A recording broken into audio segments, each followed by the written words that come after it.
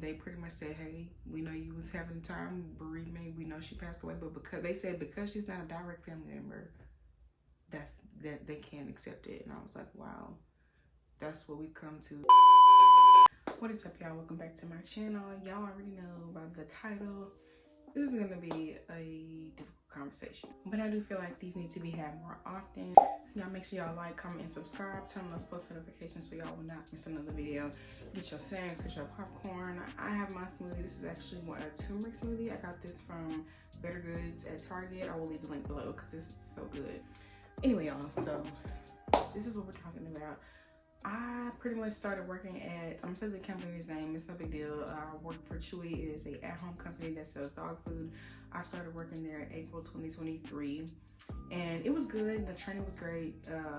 Everything was nice, and I was really enjoying it. I was learning, and I was there for, I'm just gonna cut to the chase, y'all. I was there for like 5 months total. I moved up, so you can move to a different department after 3 months. So yes, I was there 3 months, and then I was able to move up to what is called CSR healthcare, which is pretty much customer service, still doing the same things, taking care of customers' orders, but you're mostly getting calls about my doctor hasn't gotten this prescription in, I can't get my order yet, you know, what's going on. So I have to call the clinic and ask them, do you have the medication, can they get it? And then I also put in the approval, you know, before I call them, hey, can they get approved for this? Yes.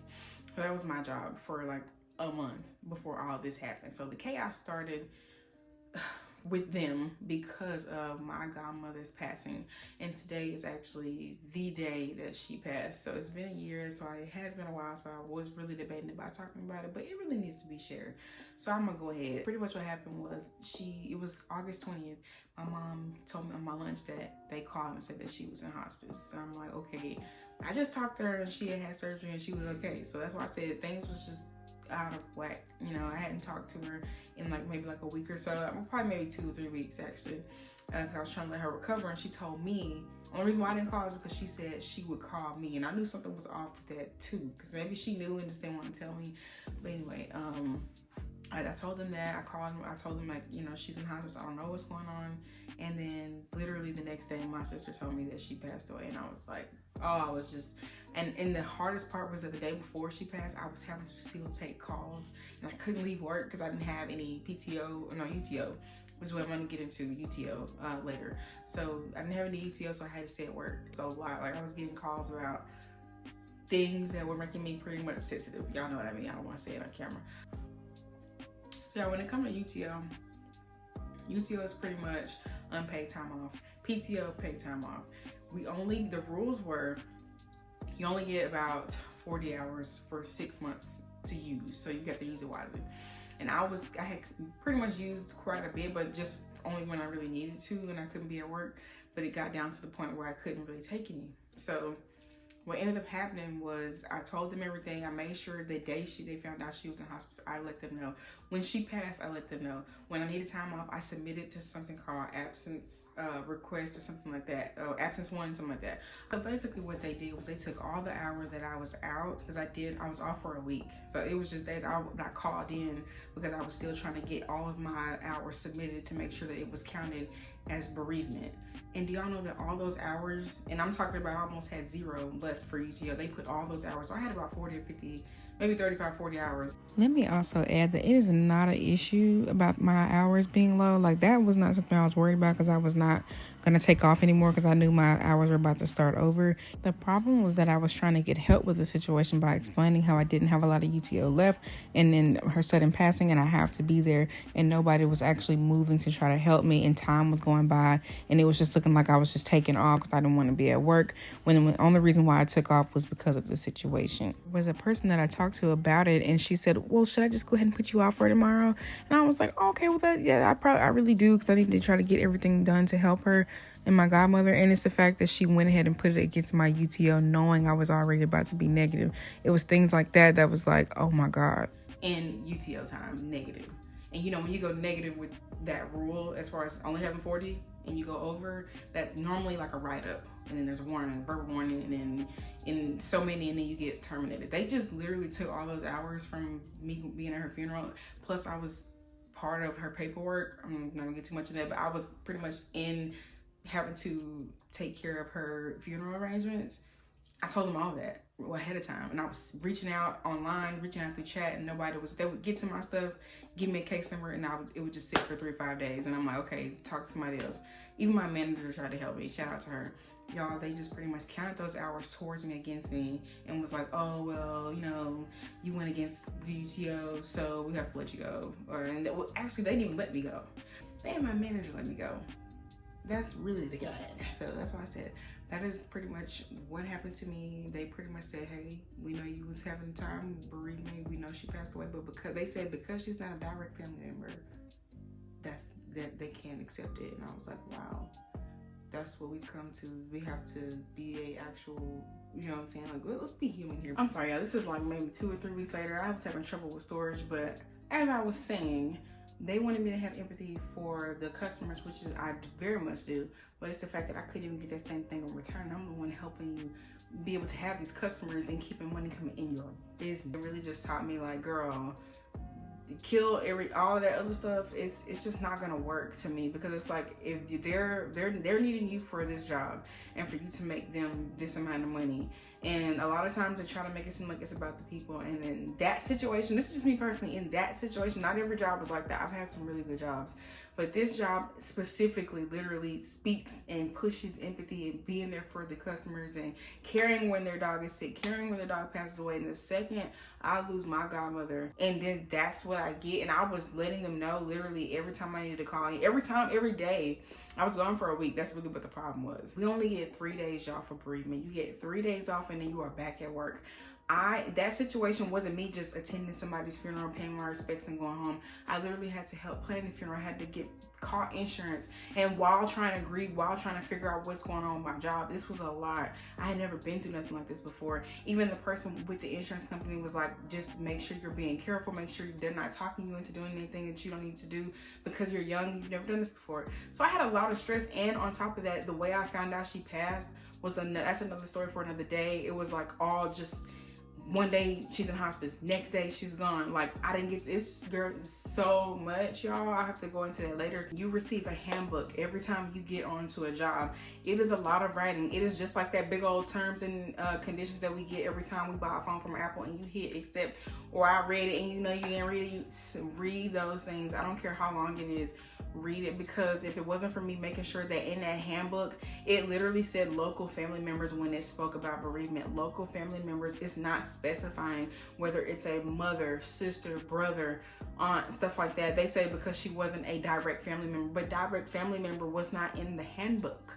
That was my issue, was that I never heard of anything like that from y'all. I've heard it from other people say, hey, it has to be like somebody direct in your family. Okay, cool. I would have tried to figure something out, but it was the fact that was not spoken about to me. We've had so many meetings with HR about making sure we know what's going on with the hours. Make sure you don't go over 40 hours. Make sure you don't do this. Make sure you report this. Make sure you call this number. Make sure you call. Like, I did everything to make sure I wouldn't. I even put in the email, y'all, I wanted to make sure that this is okay, because I don't want to, anything bad to happen, or I just really didn't want to get no miscommunications, and what happened, lose my job. You know what I'm saying? That's why I said, just make sure y'all are staying on top of y'all stuff. That way when stuff like this happens, document. I learned that in athletic training when I was 18, and I'm 28 now. Like, you have to document. If you do not write it down, it did not happen, and that stuck with me. Just think if I didn't just willy-nilly and I didn't write that down, nobody would have believed me, and it would have been like, oh, how do we know that? So all in all, this is not a bashing session. This is just me telling y'all my story. I know there are people who have also been through stuff like this, but they're just probably afraid to talk about it. I'm not really afraid to talk about it. I just have to kind of be careful with, what I say and stuff like that, because I just want to make sure it's not coming off as like a bashing thing. It's just really this is stuff that I deserve to be able to tell my own story. You know what I'm saying? Like, people go through this and they just be quiet about it. This is real, y'all. Like, this type of stuff happens all the time, where you really don't have to do much. Like, I was there in April, got promoted 3 months later, had that promotion for a month, and then I lost my godmother. And then because of that, because I was gone, all it was that it's just because I was gone for a week. That's really all it was about. It didn't have nothing to do with me doing anything wrong, me not telling nobody, me lying about that, because I still told them who she was. I told them she was my godmother regardless. I was going to tell the truth. I showed my obituary. I did everything I was supposed to do, but because you felt salty because I had a week off and you felt like, well, the other people have been asking for a week, so we can't give her that. And then one thing I knew that let me know they were wrong was the fact that when I got in my meeting, the people who, the head honchos that are supposed to hire and fire you, were not there. It was only my manager and one other person was there. So that's what let me know, y'all know y'all wrong. Y'all couldn't even face me and tell me like, oh, because she died and you didn't come to work, we're gonna fire you. You could have just been real and told me you fired me anyway. You could have just been real and told me. And the worst part about it is that whole week to 2 weeks, I kept asking my manager, what's going on? Do I still have a job? And this is while I'm working. Like, I just need to know, is there anybody I can talk to? Am I gonna get my hours or what? Like, if not, just let me know so I can know how to manage my bills. Bills and life still are going to go on after that. So I need to know. Do y'all know they waited till that Saturday of there's always the beginning of the pay period and the end of the pay period. They waited till the end of the pay period, the last day at 8 o'clock in the morning. I went to work at 7. Got up at 6:45, went to work at 7, clocked in, got on the phones. At 8 o'clock, my manager finally was able to get me information about it. And she told me, can you pull out for a meeting real quick? I said, okay. After this call, got off the call, got on the meeting. Oh, well, they said they weren't able to get you your hours back. Unfortunately, you have been terminated. And y'all, this is with no write-ups. This is with no type of disciplinary actions. There were levels on the handbook of write-ups, verbal write-ups. There were levels before you get terminated. They just pushed me from nothing all the way to termination. That is the type of stuff I be talking about. You can literally do so much for a company, for a person, for anybody to help. And then as soon as it's that one time you need something, or you need somebody there for you, or you just really need to be off, it's like, oh, they just can't do it. I don't care if you've been there 3-4 years. That's the type of stuff that you have to be prepared for in the work world when you don't own your own business, or when it's just you work for other people.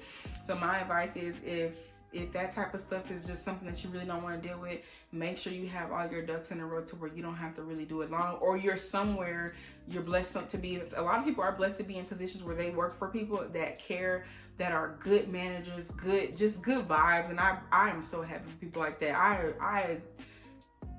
Girl, keep that job. I'm so happy for you, because that's where you need to be, around people who care not only just about their business, but when you need something, take care of your people that are helping you make sure your job is running efficient. This is the type of stuff that it goes on a lot. Y'all just don't know about it. It's been a year and I'm just now telling y'all about it, because I'm not gonna let it get me down. I could have been on here sad, or on here just this, but I just said, you know what, what's next? So what I did was I got on here and I kept doing my social media. I kept posting. We have hit 1 million on 2 videos so far. Well, actually one of them is at 3.7 million. I just dug into my social media, just grinding, trying to get where I really want to go, and that is full-time social media, full-time influencer, all that. So that's why I said it actually turned out to be a good thing. At first I was mad about it, and I was like, you know what, this is just a blessing in disguise. Maybe I really need to just focus on what I'm doing here and eventually get back into my athletic training, and it'll all come, everything is going to come full circle. And it is. I've had so many opportunities just through social media this year alone, y'all. And I know a lot of y'all who follow me on social media, y'all know. If you follow me on Instagram, you know I've been able to get so many different opportunities. And just think, if I was busy working 8 hours a day, would I have really put in the work? Probably not. I went from posting 3 or 4 times a week to now I post every day. The only day I take a break is Sunday. I am not playing around. So this is for anybody who is going through that, where you lost your job. It don't even have to be for bereavement. If you just down when you lost somebody or lost your job, don't give up, girl, guy, whoever, man, woman, whatever you are.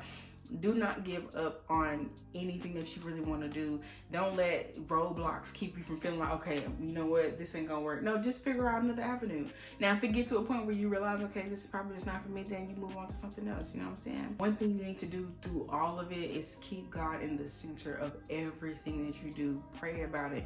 Make sure you consult him before you do anything. Keep your relationship strong. Make sure you are, and that's the one thing I'm working on now, is you can say you're a Christian, you can do all these things, but make sure you're actually walking the walk, like, talking the talk. Don't just say you are and then, be half doing everything, or, you read one day and then you're not reading for another 2 weeks. I'm really trying to be centered in my relationship with God. Because that's the only way you're going to be sane in this world, to be honest with you. That's the only way you're going to get understanding, is if you just ask and stop leaning on your own. That's why he says lean not on your own understanding. Because of course you're not going to understand it, but there's a reason why everything happened the way it did. And now it's coming full circle. So that is really something I wanted to give y'all. And I'm out.